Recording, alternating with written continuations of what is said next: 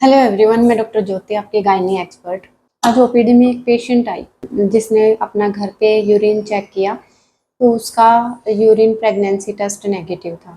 लेकिन उसको जो टाइम था उसके पीरियड्स का, वो टाइम मिस हो चुका था। प्रेगनेंसी के सिम्टम्स भी बता रही थी बट किट में नेगेटिव था, तो इस वजह से वो आई थी यहाँ पे।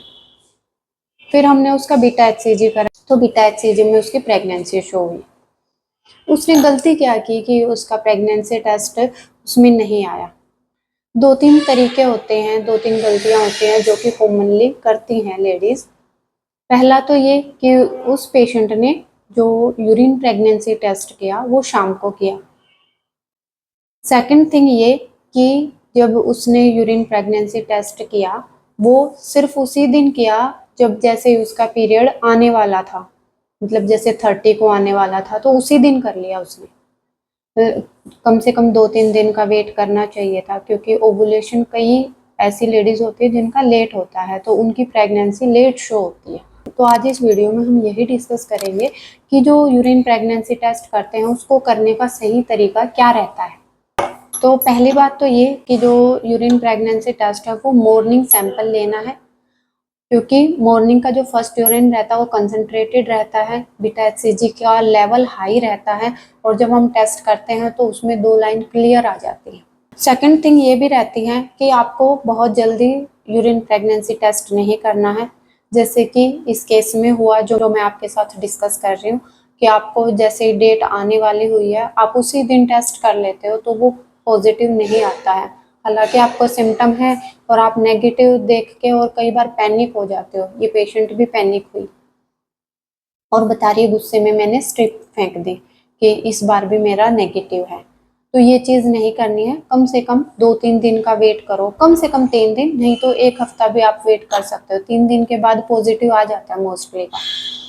अच्छा, ये चीज़ देख के काफ़ी लेडीज घबरा जाती हैं कि एक लाइन वीक क्यों है।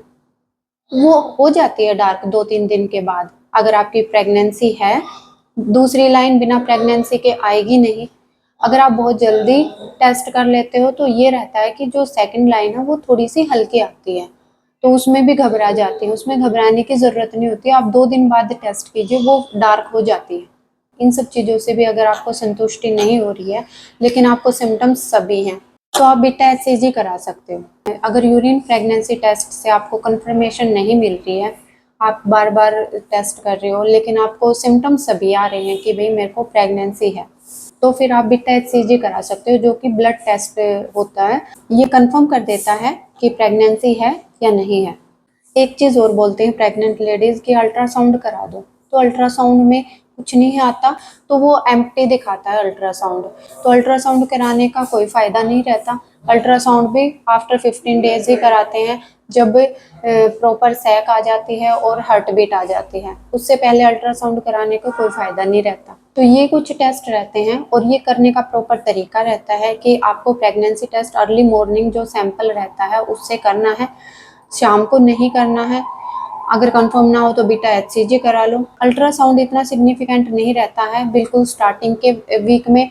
उसमें भी आपको एम्प्टी ही दिखता है यूट्रस, क्योंकि उसमें अभी सैक नहीं बनी होती, तो आपको और ज़्यादा टेंशन हो जाती है। कुछ लेडीज़ अल्ट्रासाउंड करा के भी आ जाती हैं सीधा कि अल्ट्रासाउंड करा लेती हूँ, उसमें प्रेगनेंसी होगी तो आ जाएगी।